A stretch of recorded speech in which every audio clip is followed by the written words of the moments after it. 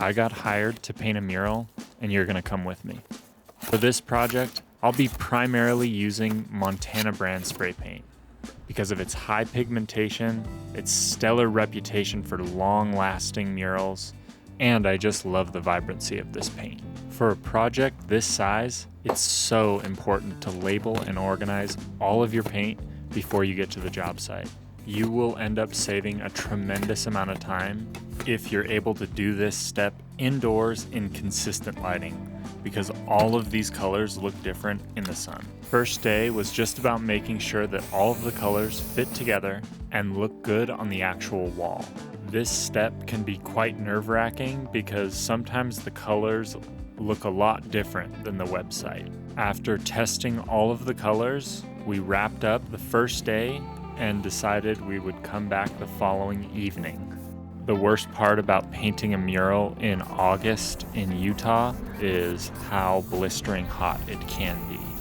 With scheduling constraints, I was only able to paint for this week. So with temperatures just shy of 100 degrees, I opted to do most of my painting in the evenings and early mornings. One of the coolest parts about painting in public is interacting with the community that lives in that area. Some people offered me gifts, and other people just expressed how excited they were about the artwork. It really gave me an extra dimension of purpose with making this mural. Typically, on a wall this size, you would need either scaffolding or a lift of sorts. Because this wall had an ADA ramp that was 17 feet wide at the base, with a handrail that went over 6 feet, I was unable to find any scaffolding that would span that distance and wasn't able to rent a boom lift. So that only left one option. I had to do the thing on ladders. So interestingly, I was able to find one of my phobias is actually a fear of heights because I was terrified up there. Something about juggling spray paint on that extremely tall ladder on the ADA slope was deeply unsettling to me.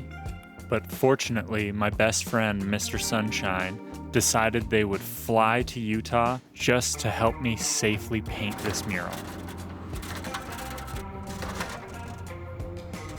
So while they were in town, we decided we would completely finish the very top of the mural because that is the sketchiest and scariest.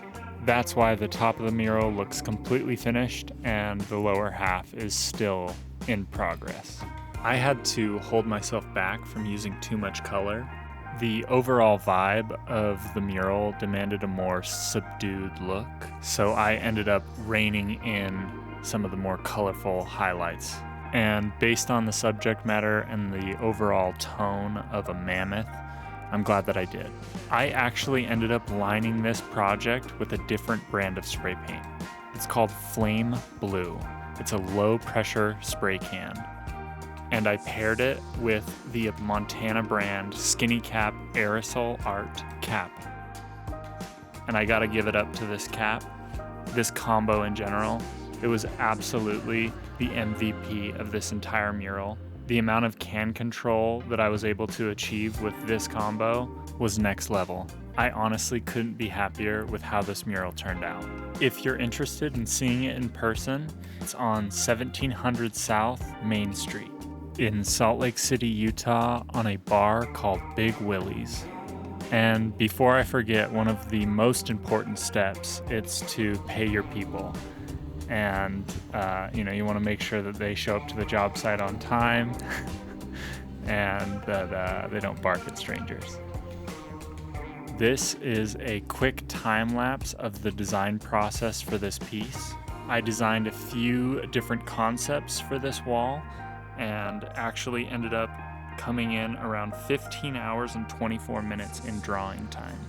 I have this other fully fleshed out idea that I would love to paint. So if you have a massive wall or you're affiliated with like city budgets and can kind of fit me in somewhere, I would love to make this other mural happen. Yeah, I'm just so excited for this. This is like a cool next step for me. And a massive thank you to the Salt Lake City Arts Council and the CRA for making this project happen.